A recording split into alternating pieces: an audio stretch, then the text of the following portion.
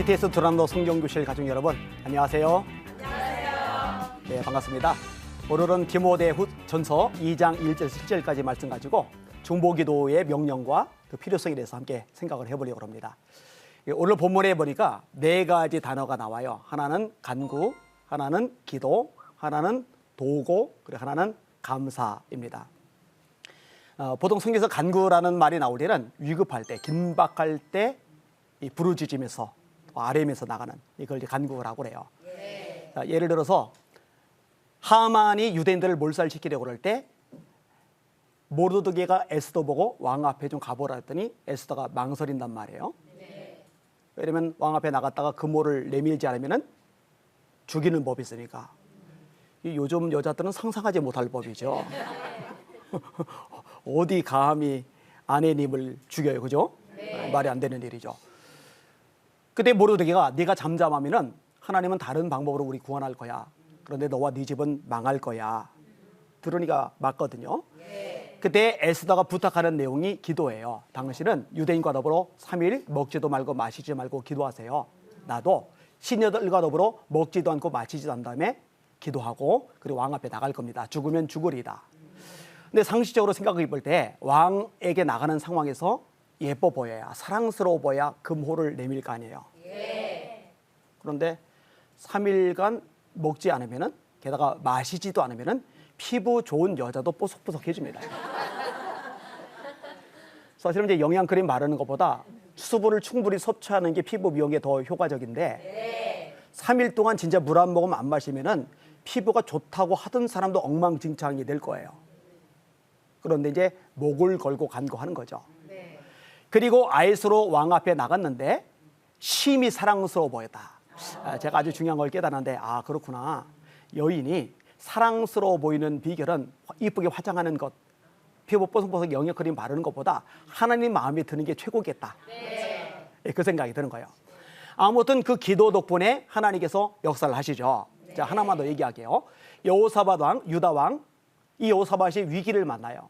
모압이란 나라가, 암몬이란 나라가 세일산 사람과 더불어 쳐들어온 거예요. 자, 우리나라를 러시아, 중국, 일본이 같이 쳐들어왔다고 생각을 해봐요. 이건 뭐 이길 길이 없어요. 끝난 거예요. 너무 위급하죠. 이때 여호사밧이 엉뚱한 행동을 해요. 인간적으로 볼 때 말이 안 되는 행동을 해요. 보통 전쟁이 일어나면 여자들과 아이들을 피신시켜야 되는데 여자들과 아이들까지 다 모여들게 하는 거예요. 그리고 전쟁을 벌이려면 싸워야 되니까 잘 먹어야죠. 먹어야 힘을 내죠. 그런데 금식하는 거예요, 다 같이. 그러니까 여자와 아이들, 남자들 전체가 모여서 금식하며 하나님 앞에 기도를 드리는데 하나님이 선지자를 통해서 말씀하시는 거예요. 너희가 싸울 일이 없다. 그리고 찬양대만 들어 찬양대가 찬양을 부르는데 그 찬송이 시작될 때에 하나님의 복병을 주셨다라고 말씀하는데 암몬과 모압은 롯의 후예들이거든요. 가까워요. 이 둘이 연합해서 세일산 사람들을 쳐서 물리쳐버린 거예요. 그 다음에 모압과 암몬 사이에 내분이 일어나면서 둘이 서로 싸워서 또 질이 멸절해버리는 거예요. 세 나라가 쳐들었으니 얼마나 많은 물품이 있겠어요. 여호사밧과 백성들이 하루 만에 못 가져서 3일 동안 가져와야 될 만큼 어마어마한 재산들이 한 번에 생겨져 버렸어요. 그게 이제 간구라는 거죠. 위급할 때, 다급할 때 드리는 거. 그 다음에 기도는 뭐 많이 설명하지 않아도 될 것 같아요. 말 그대로 기도니까. 사실 우리가 사랑하는, 그리고 우리가 섬기는 예수님의 생애는 기도를 빼면은 생각할 수가 없죠.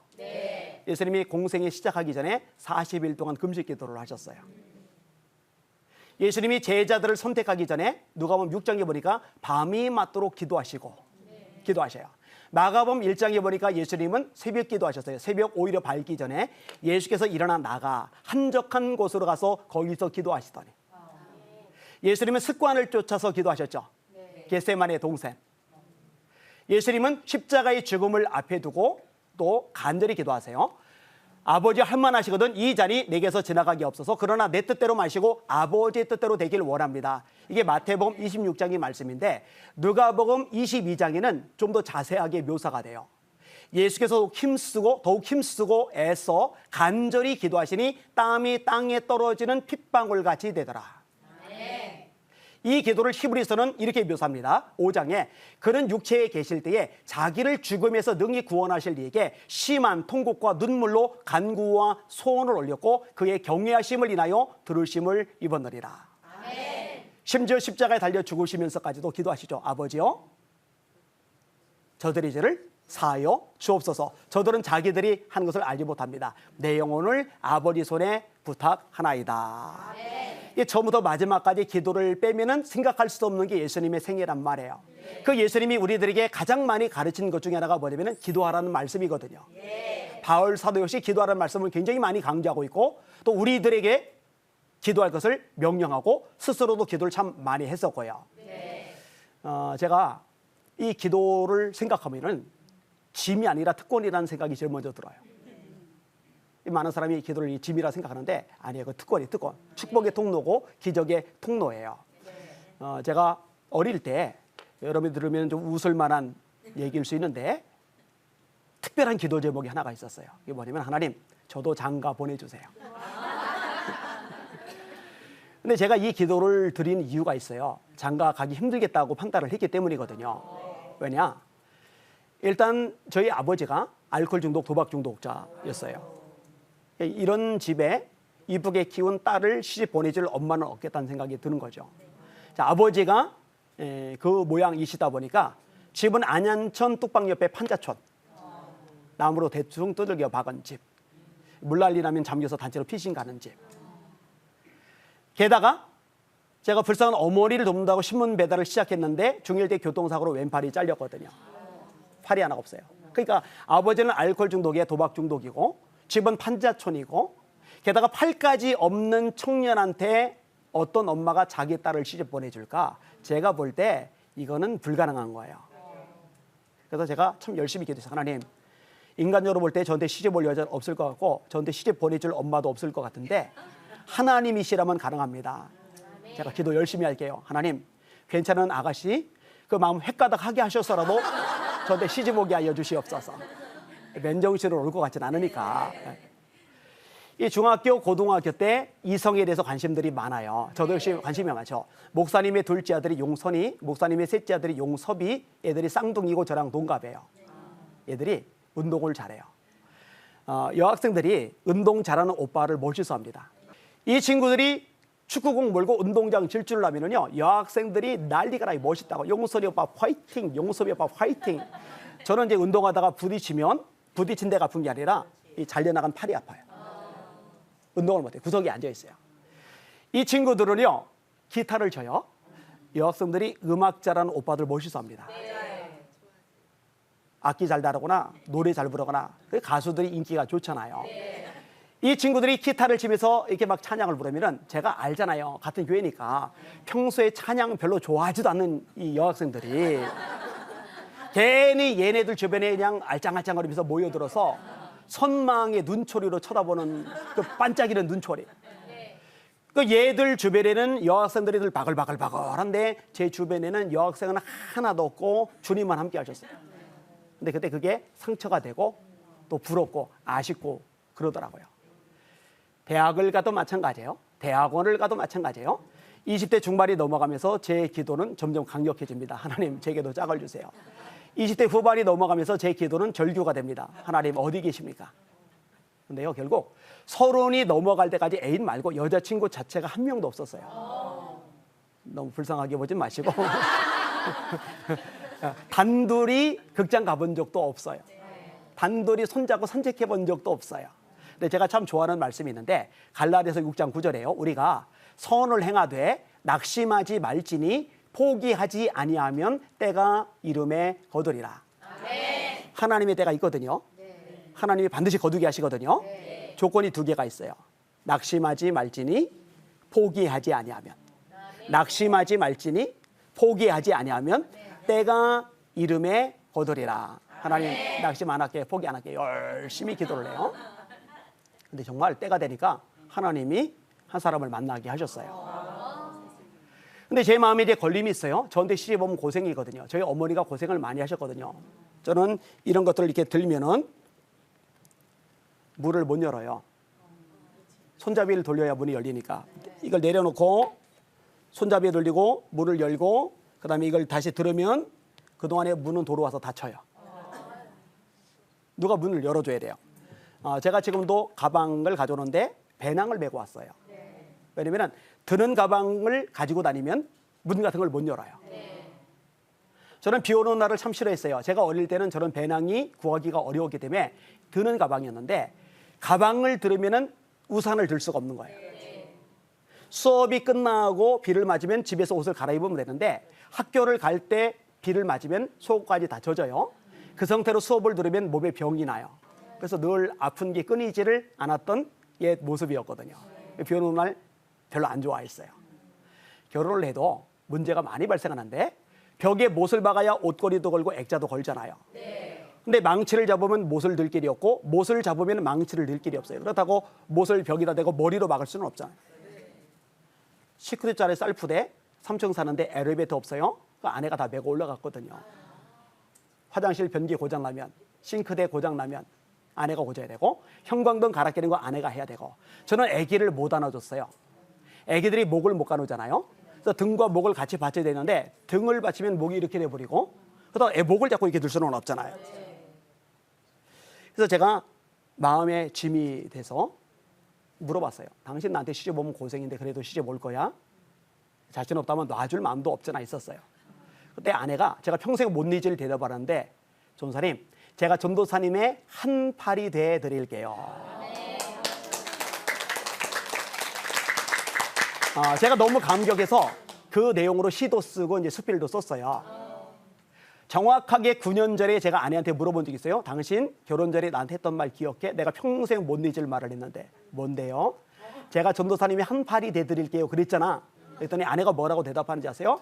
목사님 그때는요 제가 제정신이 아니었어요. 저는요 제 아내를 제정신이 아니게 만들어주신 하나님을 찬송합니다. 제가 어릴 때 기도했던 제목들이 전부 다 이루어졌거든요. 그러니까 이런 과정을 경험한 저로서는 기도가 짐일 수가 없어요. 기도는 특권이죠. 기도는 축복이죠. 기도는 기적의 통로일 수밖에 없는 거죠. 자, 간구, 기도, 그다음에 또 하나의 단어가 도고라는 건데 이 도고는 우리가 흔히 말하는 중보기도라는 말하고 똑같은 거예요. 다른 사람을 위해서 드리는 기도. 이 기도는 성경상에서도 굉장히 중요한 역할을 합니다. 출애굽기 17장에 보면은 여호수아가 군인들을 건너뛰고 아말렉과 전쟁을 벌여요. 근데 전쟁의 승리가 여호수아의 전략과 리더십에 달린 게 아니고 군인들의 용맹함과 무기에 달린 게 아니에요. 놀랍게도 이 전쟁의 승리는 산에서 기도하는 모세의 팔이 달린 거예요. 모세가 손을 들고 기도하면은 이겨요. 힘들어서 손을 내리면은 패배하는 거예요. 나중에는 손 들고 기도해야 되는 줄 빤히 알지만 너무 힘드니까 못 들어요. 그때 아론과 훌이 돌을 갖다 놓고 앉게 해요. 양쪽에서 팔을 받들어줘요. 해가 지도록 팔이 내려오지 않으니까 큰 승리를 거두게 되죠. 그래서 여호와 니시, 여호와는 나의 깃발, 나의 승리라는 말이 그때 나오잖아요. 기도가 얼마나 큰 위력을 발휘하는지 잘 보여주는 얘기예요. 누가복음 22장에 보니까 예수님이 베드로 보고 이렇게 말씀하세요. 시몬아, 시몬아, 보라 사단이 밀 까부러도 타려고 너를 내게 청구하였으나 내가 너를 위하여 네 믿음 떨어지지 않기를 기도하였노니 너는 돌이킨 후에 형제를 굳게 하라. 예수님조차도 제자들 기도로 지키시는 거죠. 그래서 저희 교회 부교육자들이 있는데 전임이건 파트타임이건 기도를 하루에 적어도 2시간 이상 안 하면은 사역을 같이 할 수 없다고 얘기를 해요. 왜냐면은 예수님조차도 기도로 제자 지켰는데 우리들이 기도하지 않고 우리에게 맡겨진 영혼을 지키고 보호한다는 것은 있을 수 없는 얘기거든요. 마귀가 틈을 노리거든요. 할 수만 있으면 택하신 자들도 미혹하리라. 근신하라 깨어라 너희 대적 마귀가 우는 사자같이 두루다니며 섬길 자를 찾나니 너희는 믿음에 굳게 서서 저를 대적하라. 이렇게 시시탐탐 노리는 악한 영들로부터 보호할 수 있는 유일한 능력이 기도이거든요. 그래서 사무엘 선지자는 내가 너희를 위해서 기도하기를 쉬는 죄를 여호와 앞에 결단코 범치 아니하고 라고까지 이야기를 하는 거거든요. 여기 계신 여러분들 자녀들을 위해서 기도하는 어머니가 되면은 자녀들에게 많은 유산을 물려주는 것보다 더 큰 복이 자녀들에게 임할 걸 저는 믿어요. 사실 어머니 모니카의 기도 때문에 방탕아 결혼도 하지 않고 사생아까지 낳았던 어거스틴이 마니교라는 이단에 빠졌던 어거스틴이 세계적인 목회자, 세계적인 신학자, 성자라고까지 일컬어지는 위대한 하나님의 사람으로 우뚝 섰잖아요. 그 어머니의 기도가 있었기 때문이거든요. 이런 식으로 기도하는 거, 다른 사람을 위해서 중보 기도해 주는 거, 이거는 굉장히 이제 가치가 있는 일이에요. 오늘 본문에도 모든 사람을 위하여라고 언급을 하고 있죠. 그다음에 이제 감사라는 단어가 나오는데 성경을 보면은 신비하게도 기도와 감사가 묶여서 나올 때가 생각보다 많아요. 자, 다니엘이 하나님을 경외하는 인물인데 3명의 총리 중에 1명이란 말이에요. 그런데 다리오 왕이 다니엘을 보니까 3명의 총리 중에 1명이 아니라 1인 총리 체제로 가야 되겠다는 마음을 가질 만큼 뛰어나단 말이에요. 근데 두 총리와 나머지 방백들이 볼 때 이게 못마땅한 거예요. 그래서 흠집을 찾는데 깨끗해요. 흠이 없어요. 하는 수 없이 신앙적인 면에서 덜미를 잡으려고 머리를 굴리는데 가만히 보니까 예루살렘 쪽 창을 열고 하루에 3번씩 기도한단 말이에요. 아, 요거다. 그래서 왕 앞에 찾아가서 왕이요, 앞으로 30일 동안 왕의 다른 존재에게 기도나 간구를 하면은 사자굴에 집어넣는 법령을 통과시킵시다. 우리가 볼 때 왕은 절대 권력을 가지고 있다고 생각하기 쉬운데 절대 권력을 가지고 있지만 신하들하고 사실 끝없이 권력 투쟁을 벌여요. 사극 같은 데도 보면은 이런 얘기를 많이 봐요. 근데 신하들이 알아서 와가지고 절대 권력을 손에 쥐어주는 그런 법령을 통과하자고 그러니까 얼마나 쏠깃해요. 다니엘은 생각도 안 나는 거예요. 도장 꽝 찍어버린 거예요. 알고 보니까 속은 거예요. 자, 이제 기도하면 사자굴에 들어가 사자밥이 돼요. 갈갈이 찢겨 죽을 수밖에 없어요. 그때 나오는 표현이 있어요. 조서에 어인이 찍힌 것을 알고도 전에 하던 대로 하루에 3번씩 하나님께 기도하고 감사하였더라. 아멘. 이때 기도와 감사가 같이 나와요. 근데 감사는 좋은 일이 있을 때, 일이 풀릴 때, 박수 받을 때, 도울이 생길 때, 흐뭇한 일이, 사건이 발생했을 때, 그때 해야 되는 거 아니에요? 근데 좀 사자굴에 들어가 처참하게 죽어야 되는데 전에 하던 대로 하루에 3번씩 기도하고 감사했다. 우리가 잘 아는 유명한 구절이 있어요. 데살로니가서 4장 16절, 17절, 18절 항상 기뻐하라, 쉬지 말고 기도하라, 범사에 감사하라. 이것이 그리스도 예수 안에서 너희를 향하신 하나님의 뜻이리라. 사실 어떻게 보면 하나님, 나를 향한 당신의 뜻이 뭡니까? 기도할 필요 없어요. 하나님 뜻 알려주세요. 알려준 뜻부터 먼저 해요. 항상 기뻐하는 거 하나님 뜻이에요. 쉬지 않고 기도하는 거 하나님의 뜻이에요. 범사에 감사하는 거 하나님의 뜻이에요. 그거부터 하는 거예요. 그런데 쉬지 말고 기도하라, 그리고 범사에 감사하라, 이 2가지가 세트로 같이 나오는 거예요. 이런 패턴이 빌립보서 4장 6절과 7절에도 동일하게 나옵니다. 아무것도 염려하지 말고 오직 모든 일에 기도와 간구로 너희 구할 것을 감사함으로 하나님께 아뢰라. 그리하면 모든 지각에 뛰어난 하나님의 평강이 그리스도 예수 안에서 너희 마음과 생각을 지키시리라. 아까 이야기를 할 때 믿음으로 드리는 기도가 위력이고 응답이 있다고 이야기를 드렸는데 사실 이 감사와 믿음은 연결이 되어져 있어요. 내가 지금 기도하는 내용, 상황은 어렵지만, 현실은 아프지만, 수많은 문제가 있고 인간관계가 꼬였지만, 나를 너무 힘들게 하는 문제들이 파도 뒤에 파도가 밀려들지만 하나님이 내 기도를 통해서 반드시 역사한다라고 믿으면, 정말 그 믿음이 있으면 감사하며 기도할 수 있거든요. 그러니까 이 감사와 믿음이 연결되어져 있는 거죠. 정근모 박사님이 워낙 유명하시니까 많이 아실 거예요.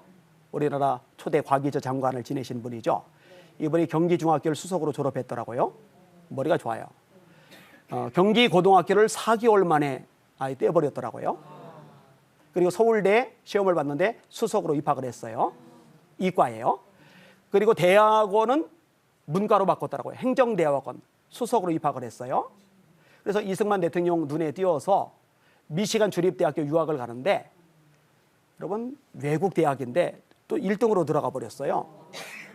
자격시험에서 A가 나온 바람에 석사과정을 건너뛰고 박사과정으로 곧바로 갔는데 박사과정을 2년 만에 끝내버렸어요. 천재죠, 천재. 23살에 플로리다 대학교 교수가 됐어요. 애가. 원래 23살이면 대학 입학해서 열심히 지금 대학생활을 할 나이인데 그때 미국 대학의 교수가 된 거예요. 결혼을 했고 두 딸과 아들을 낳았어요. 그리고 32살이란 나이, 아주 젊은 나이에 한국과학기술원의 부원장으로 자리매김을 해요. 얼마나 대단합니까? 근데 이렇게 잘 나가던 정근모 박사님에게 어려움이 닥치는데 10살 된 아들 진우가 몸이 퉁퉁 붓기 시작하는 거예요. 근데 병원에 갔더니 너무 늦게 왔대요. 만성 신장염인데 5년밖에 못 산대요.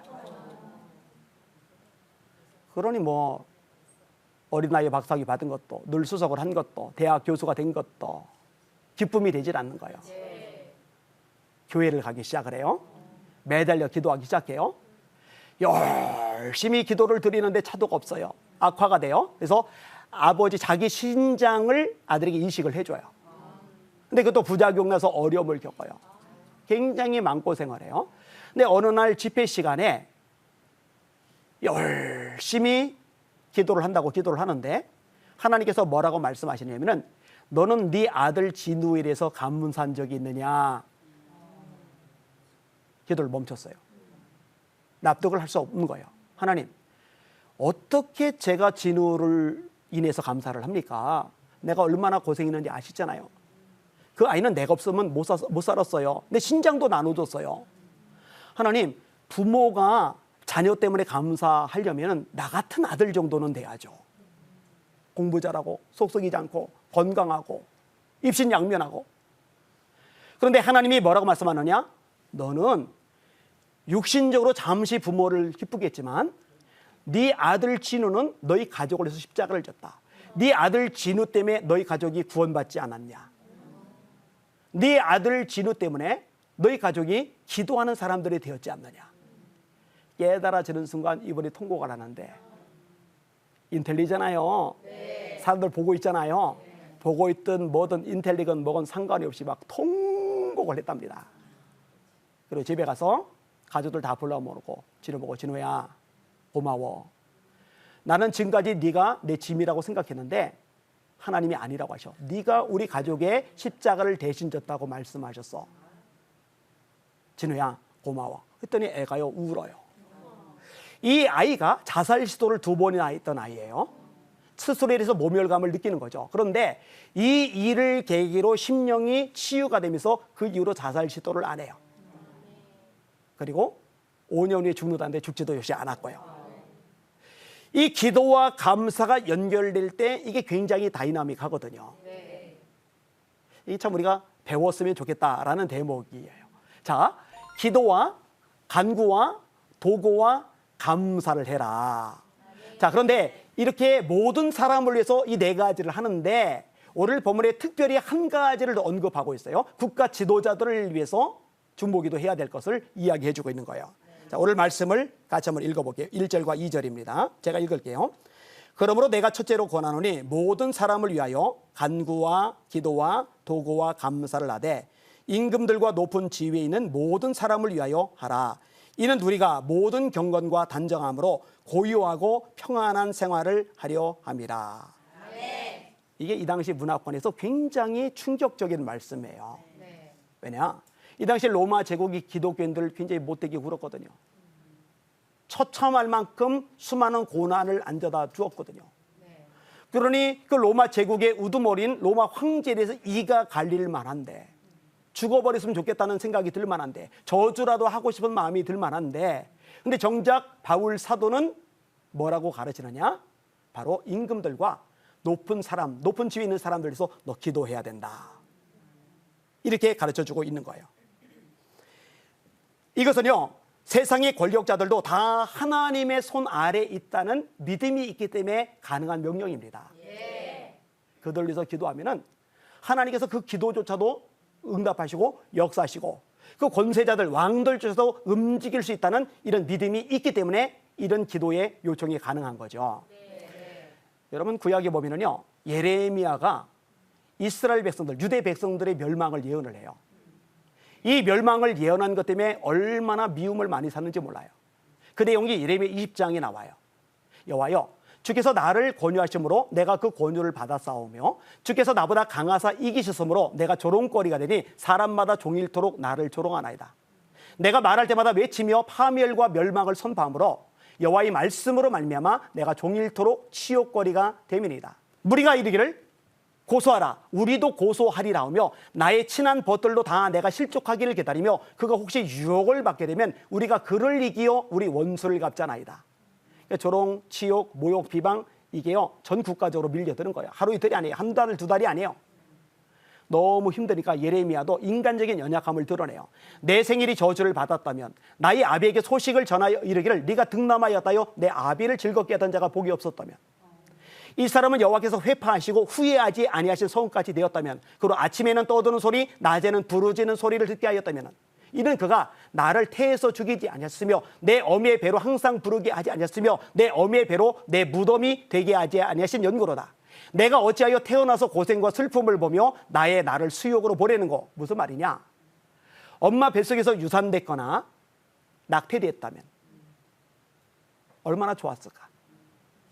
그러면 이렇게 힘들지 않아도 되는데, 내가 어찌하여 태어나서 고생과 수욕을 보며 슬픔을 보며 나를 수욕으로 보내는 거. 너무 힘드니까. 근데 예레미야가 멸망만 예언하는 게 아니에요. 예레미야 29장에 보니까 회복을 예언하는데, 바벨론에서 70년이 차면 내가 너희를 돌보고 나의 선한 말을 너에게 성취하게 하여 너희를 이 땅으로 돌아오게 하리라. 너희를 향한 나의 계획을 내가 아나니 평안이요 재앙이 아니리라. 너에게 미래와 희망을 주려 하는 것이리라. 문제가 뭐냐? 50년이 지나요? 60년이 지나요? 61년, 62년, 65년 지났는데 유대인들이 바벨론의 포로살이에서 벗어날 길이 안 보이는 거예요. 독립운동 이것도 어림없는 거예요. 자, 70년이 다 가는 무렵에 어떤 일이 발생했느냐? 메데파사라는 연합군이 일어나요. 이 나라가 후에 페르시아라는 나라가 되는데, 이 나라가 강성해지더니 바벨론을 꽝 하고 때려 부시는 거예요. 바벨론 왕 느부갓네살, 세계사 이름 느부카드네자르는 전부 다 끌어모아서 바벨론에 머물게 하는 정책을 쓰는데, 이 메데파사의 왕 고레스, 세계사 이름은 키루스는 돌려보내서 그들이 완충지 역할을 하게끔 하는 게 전략이에요. 그러니까 자기는 자기의 정치적인 전략에 따라서 그런 명령을 내려요. 너희들 유대인들 돌아가도 된다. 그런데 본인은 본인의 정치적인 목적으로 그런 명령을 내렸을지 몰라도 하나님 편에서 보면 고레스 왕조차도 하나님이 움직이시는 장깃돌 바둑돌에 불과한 거예요. 정확하게 70년 만에 유대 땅에 돌아오거든요. 그래서 이사야 45장에 보면 고레스 왕 보고 내가 너를 기름 부어 세웠다. 너는 나를 모르지만 내가 너를 안다. 이게 하나님의 능력이거든요. 우리가 믿는 하나님의 위대하심이거든요. 요 비슷한 얘기를 하나만 더 할게요. 로마라는 대제국을 앞에 두고 서로 차지하려고 두 사람이 싸워요. 한 사람은 옥타비아누스고 한 사람은 안토니우스예요. 이 안토니우스가 바보짓을 하는데 이쁜 여자한테 넋을 빼앗겨요. 그 이쁜 여자가 꽤 유명한 여자예요. 이집트의 여왕인 클레오파트라.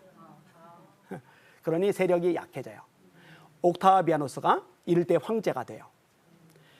그래서 얻은 칭호가 아우구스티누스, 조롬자란 뜻이에요. 우리 성경에 아구스도라고 되어 있죠. 그 아우구스티누스를 말하는 거거든요. 자, 통치자로서 통치 자금이 필요해요. 자금을 거둬들이려면 세금을 거둬야 돼요. 세금을 거둬들이려면 인구조사를 해야 돼요. 인구조사를 하려면 호적 등록을 시켜야 돼요. 근데 지금처럼 전산망 인터넷이 안 돼 있기 때문에 저마다 고향에 가서 등록을 해야 돼요. 이때 예수님의 어머니 마리아가 만삭된 몸이었는데 로마 황제의 명령에 따라서 할 수 없이 끙끙거리며 베들레헴까지 가요. 근데 먼저 온 사람들 때문에 사관에 있을 곳이 없음이라 할 수 없이 마구간에 들어가고 출산하고 말 밥통 위에 예수님을 올려놔요. 예수님이 베들레헴에서 태어나시는 거죠. 로마 황제의 명령이 아니었다면은 임신한 그 몸으로, 그 당시에 KTX도 없고 비행기도 없고 승용차도 없는데 유산 가능성이 있기 때문에 그 장거리 여행 안 할 거예요. 황제의 명령 때문에 할 수 없이 베들레헴까지 가서 출산한 거죠. 그런데 예수님은 반드시 베들레헴에서 태어나셔야 돼요. 미가서 5장 2절에 유대 땅 베들레헴아 네게서 내 백성을 다스릴 목자가 나리라. 그의 근본은 태초에 영원에 있느니라. 하나님의 말씀은 100% 다 맞아야 되고 베들레헴에서 예수님이 태어날 것을 예언하신 하나님의 말씀이 성취되게 하기 위해서 하나님이 로마 황제 아구스티누스를 움직이신 거예요. 그러니까 하나님이 모든 만물의 주인이다. 이거는 하나님을 제대로 믿는 사람에게는 변치 않는 확신일 수밖에 없거든요.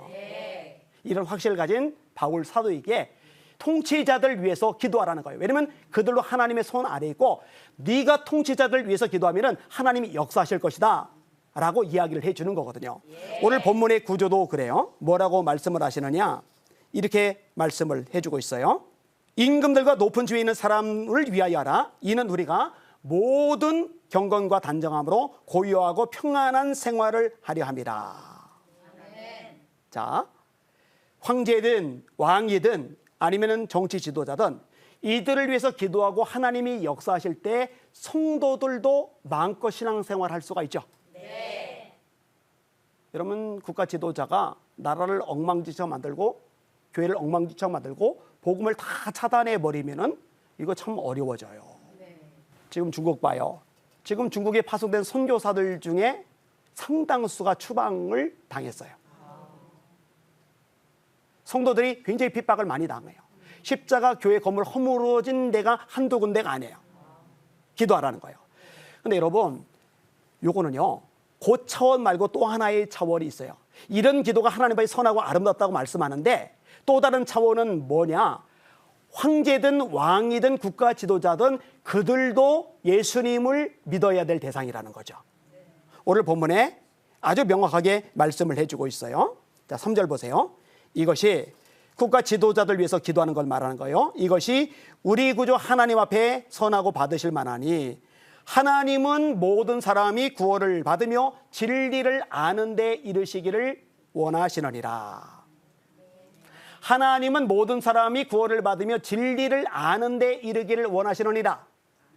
국가 지도자들이 탄압하지 않아야 평안한 가운데 복음을 전해서 더 많은 사람이 예수 믿을 수 있을 뿐만 아니라 국가 지도자들도 예수 믿고 구원받기를 하나님이 원하신다. 하나님은 모든 사람이 구원을 받으며 진리를 아는 데 이르기를 원하시느니라. 아멘. 이렇게 하면 오늘 본문의 구조가 눈에 쏙, 귀에 쏙 들어오고 손에 잡혔듯이 잡혀질 수 있을 거예요. 네. 그래서 모든 사람, 특별히 지도자를 위해서 간구와 기도와 도구와 감사를 하라고 오늘 본문에 말씀하고 계시는 겁니다. 네. 마르틴 미네르라는 목사님이 계세요. 이분이 히틀러 정권을 신랄하게 비판했다가 감옥에 8년 동안 갇혀 지내요. 근데 전쟁이 끝나기 직전에 똑같은 꿈을 7번이나 반복해서 꿔요. 하나님의 심판대가 있어요. 수많은 사람들이 줄을 서서 그 앞에 나가요. 어쩔 줄 모른 채 자기 죄를 다 고백을 하는데 유독 한 사람이 다른 사람 태도하고 달리 자꾸 뒤돌아보면서 자기를 쳐다보는 거예요. 왜 저 사람은 나를 쳐다보나? 근데 가만히 보니까 히틀러예요. 깜짝 놀란 거예요. 그리고 하나님의 보좌 앞에 섰는데 하나님이 이 미네르 목사님에게 이렇게 말씀하시더랍니다. 히틀러가 이렇게 된 것은 너 때문이다. 목사님이 소름 끼치게 놀라요. 이게 도대체 뭔 소리야? 하나님의 말씀이 이어져요. 네가 8년 동안 히틀러 정권에 한 것만 했지 한 번이나 그에게 전도했느냐? 네가 히틀러에게 전도했더라면 이런 폭군이 되어 전쟁을 일으키지 않았을 것 아니냐? 전쟁을 일으킨 죄값이 바로 네가 전도하지 않은 데 있다. 이 꿈을 7번 반복해서 꾼 거예요. 그리고 통해 자복을 하고 썼던 책이 전쟁 백서라는 책인데 그 책에서 이 이야기를 다루고 있는 거예요. 우리는 미워하는 것, 이상의 것을 해야 돼요.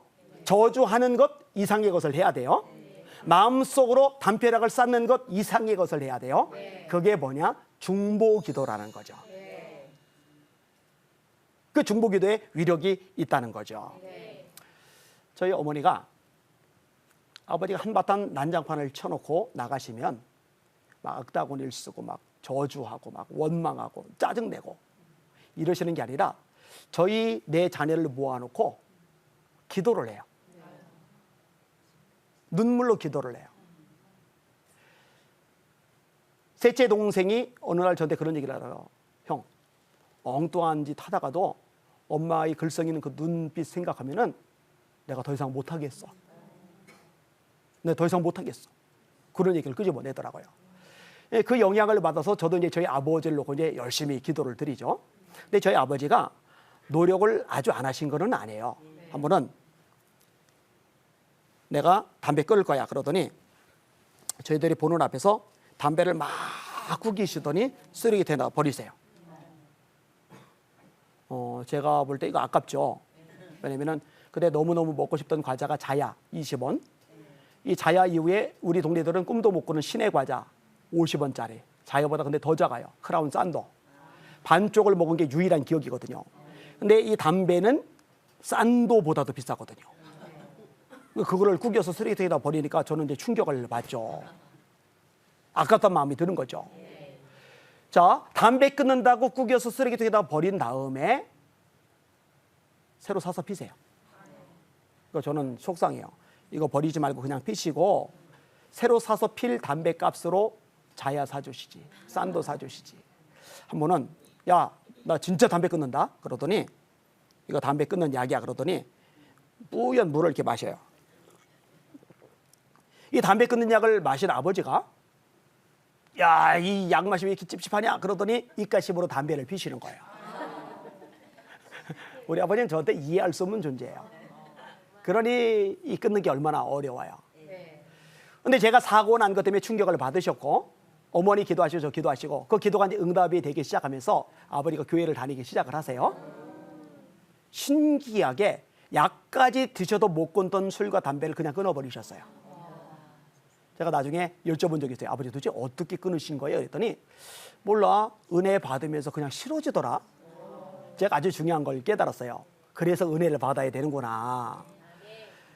이 컵 얘기 유명하잖아요. 이 컵에 공기가 차 있는데 후 분다고 공기 안 빠져요. 흔든다고 안 빠져요. 뒤집어도 안 빠져요. 난리를 쳐도 안 빠지는 이 공기를 뺄 수 있는 편한 방법이 있는데 물을 채우면은 물이 차는 것만큼 공기는 자동으로 빠져나가요. 우리 속에 안 좋은 것, 옛사람, 옛습관, 쓴뿌리, 온갖 악습들이 가득 차 있는데 노력해도 안 빠지고 애써도 안 빠지고 발버둥 쳐도 안 빠지고 그런데 하나님의 은혜가 차면은 차는 것만큼 자동으로 빠져나가거든요. 성령으로 충만해지면 충만해지는 것만큼 빠져나가거든요. 결국 저희 아버지가 술, 담배 다 끊었어요. 근데 저희 아버지가 신기한 일을 또 하나 시작하시는데 이해할수록 우리 아버지가 예수 믿어도 이해할 수 없더라고요. 성민교회라는 교회를 건축을 하는데 일당줘도 일하기 싫다던 우리 아버지가 월급 준대도 일 안 하고 도망다니던 저희 아버지가 글쎄 교회에서 일당도 안 주고 월급도 안 주는데 아침 일찍 출근해서 밤늦게까지 벽돌 쌓고 또 목소리를 하다 보는데 강대상 아버지가 다 짜셨거든요. 1년 8개월에서 2년 가까이 그 일을 계속 하시는 거예요. 이게 저에게 아주 산 교훈이 되는데 하나님에서 헌신하고 충성하는 거는 하나님이 갚아주시는구나. 저희 아버지 제 얘기하셨고 나중에 교회 장로님까지 되셨어요.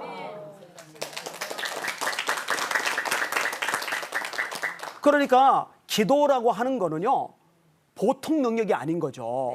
보통 위대함이 아닌 거죠. 구약에 보면은 야곱이 형을 피해서 도망가죠. 아버지 속이고 형을 속이고 에서가 죽인다고 그러니까 피난을 간 거예요. 자, 20년 만에 처자식 건너리고 종들 건너리고 양대 건너리고 와요. 그러면 에서가 자기를 속인 건 맞지만 어쨌든 아버지 이삭의 재산 자기가 다 먹었잖아요. 그리고 친동생이잖아요. 안 보이면 1년 지난 다음에 요놈 잘 지내나 보고 싶다 그립기도 할 만한데 지금 20년 만에 오잖아요. 그러면 어우 그리웠는데 잘됐다 이게 정상인데 독하기가 보통 독한 게 아니에요. 20년 전 원한을 아직도 못 잊고 잡아 죽인다고 400명을 거느리고 달려오잖아요. 이런 사람은 아무도 못 바꿉니다. 이런 사람은 정말 무서운 사람이에요. 야곱이 아내와 자식들을 먼저 보내요. 재산 먼저 보내요. 종들 먼저 보내요. 아주 절망적인 상황에 놓이면은 사실 가족도 도움이 안 돼요. 재산도 도움이 안 돼요. 하나님만 바라보는 거예요. 그 천사와 씨름하는 장면, 기도 장면이잖아요. 씨름을 하는데 밤새도록 이어져요.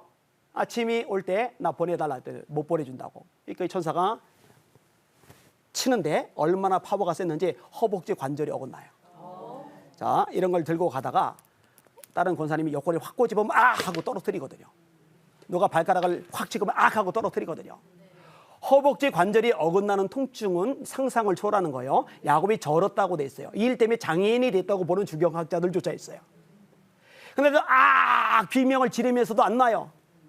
당신이 나를 축복하지 아니하면 가게 하지 아니하겠나이다. 너 이름 뭐냐? 야곱입니다. 이제 야곱이라고 하지만 이스라엘이라고 그래. 너 하나님과 겨루 이겼어. 그 다음에 야곱과 에서가 만났는데 둘이 부둥켜 안고 울어요. 어느 날 문득 생각이 드는데, 야, 에서 따라서 왔던 그 400명이 굉장히 뻘쭘하겠다. 야곱 죽인다고 400명이 에서 따라왔는데 둘이서 껴안고 울고 있으니 우리 왜 왔을까? 우리 이제 뭐 하고 있을까? 그러니까 20년 동안도 녹아지지 않던 그 마음을 녹이신 분이 누구냐? 하나님. 야곱의 기도를 통해서 에서의 마음을 바꿔놓은 거죠. 그러니 이런 하나님을 믿는다면 모든 사람을 위해서 중보 기도하는 것이 얼마나 큰 특권이요 축복인지 우리는 알 수가 있는 거죠. 저에게, 여러분에게 이런 기도가 넘쳤으면 좋겠다 하는 간절한 마음이 있습니다. 자, 이렇게 모든 사람이 구원을 받으며 진리를 아는데 이르기를 원한다 해놓고 또 오늘 보면서 엉뚱한 얘기가 튀어나온 것 같이 나와요. 하나님이 한 분이다. 하나님과 우리 사이 중보도 한 분이다. 라면서 예수님을 소개하는 구절인데, 자, 5절과 6절을 제가 읽을게요. 하나님은 한 분이시요 또 하나님과 사람 사이의 중보자도 한 분이시니 그 사람이신 그리스도 예수라. 그가 모든 사람을 위하여 자기를 대속물로 주셨으니 기약이 이르러 주신 증거리라. 대속물이라는 얘기가 나오는데 대신 죽으셨다라는 얘기거든요. 요 얘기가 왜 연결되어서 나갈까? 모든 사람이 구원을 받으며 진리를 아는 데 이르기를 원하시느니라 하면서 예수님이 대속물이심을 이야기하는데 이 두 가지가 사실은 연결이 되어져 있어요. 모든 사람이 구원을 받고 진리를 아는 데 이를 수 있는 문이 예수님 때문에 열려진 거거든요. 성경은 죽음의 원인을 명확하게 말합니다. 사람들이 나이 들어 죽죠. 요즘은 이제 고령화 되었어요. 얼마나 고령화 됐는지 경로당에 가면은 70세 되신 할아버지가 커피 심부름을 해야 되고 80쯤은 돼야 앉아서 커피 받아 먹을 수 있다고 그래요. 옛날에는 60만 넘어도 오래 살았다고 동네 사람들 다 모아놓고 환갑잔치를 벌이는데 요즘에 동네 사람 모아서 환갑잔치 하면은 육갑이라고 욕을 한다고 해요. 그게 오래 사는 거죠. 그래도 나이가 많아지면 결국 죽어요. 그 다음에 교통사고 같은 사고 당해서 죽죠. 암이 얼마나 많아요? 이 암 같은 질병 때문에 죽어요. 홍수, 태풍, 지질, 해일, 산불 같은 자연재해 때문에 죽어요. 그런데요, 예수 믿는 사람은 성경적인 답을 할 수가 있어야 돼요. 성경은 사람이 죽는 원인을 이런 것들이라고 말하잖아요. 늙는 것도, 병든 것도, 자연재해 때문에 일어나는 것도, 사고 때문에 일어나는 것도 다 표면적인 요소들이지 진짜 죽는 이유는 죄 때문이에요. 죄. 창세기 2장 17절에 하나님이 말씀하세요. 동산 중앙에 있는 선악을 알게 하는 나무의 실과는 먹지 말라. 먹으면 반드시 죽으리라. 이걸 따먹었죠. 그래서 죽음이 찾아온 거예요. 로마서 5장 12절에 말합니다. 한 사람으로 말미암아 아담, 한 사람으로 말미암아 죄가 세상에 들어오고 죄로 말미암아 사망이 왔나니 이와 같이 모든 사람이 죄를 지었으므로 사망이 모든 사람에게 이르러느니라. 죽고 나서 끝이냐? 심판이 있어요. 이걸 둘째 죽음이라고 그래요. 계시록 21장 8절입니다. 두려워하는 자들과 믿지 않는 자들과 흉악한 자들과 살인자들과 음행자들과 술객들과 온갖 거짓말을 지어내는 자마다 불과 유황으로 타는 못에 참여하리니 이것이고 둘째 사망이다. 죄 때문에 몸이 죽고 죄 때문에 몸이 죽은 이후에 지옥에 떨어지고 심판받고 이게 둘째 죽음. 따라서 죄를 해결해 주지 않고 구원을 말하는 종교는 거짓이에요. 사기예요. 어떤 종교의 창시자도 우리 죄를 해결해 주지 않았어요. 예수님만이 저와 여러분의 죄를 짊어지고 십자가에 죽으신 거예요. 아까 인용했죠? 그가 찔림은 우리의 허물 때문이라고. 우리는 양 같아서 각기 제 길로 갔거늘 하나님 우리의 죄를 그에게 담당시키셨다고. 예수의 이름의 뜻이 뭐예요? 마태복음 1장 21절에 아들을 낳으리니 이름을 예수라 하라. 이는 그가 자기 백성을 그들의 죄에서 구원할 자이심이라. 예수님만이 죄를 사하시는 유일한 구원자이십니다. 그리고 바울은 예수를 전하는 사도가 되었다고 고백하는 것이고요. 자, 오늘 본문의 내용을 정리해 볼게요. 간구, 위급할 때, 기도, 하나님과의 교제, 도고, 다른 사람을 위한 기도, 감사, 기도와 연결되는 세트된 것들. 특별히 임금과 높은 지위에 있는 사람들에서 기도하라. 왜냐면은 그래야 우리가 신앙생활 잘할 수 있고 또 다른 사람에게 복음 전할 환경도 여성 조건이 되고 또 그들도 구원받아야 되고 하나님은 모든 사람이 구원을 받으며 진리를 아는 데 이르기를 원하시기 때문에 그리고 이게 가능해진 원인은 예수님의 십자가의 죽음, 대속물 대신 그 십자가의 죽음 때문이다. 이게 오늘 본문의 요지입니다. 그 예수님 붙잡고 예수 이름으로 기도하셔서 수많은 사람들 살리고 구원해내는 믿음의 용사들 되시기를 주님의 이름으로 부탁을 드립니다. 여러분 감사합니다.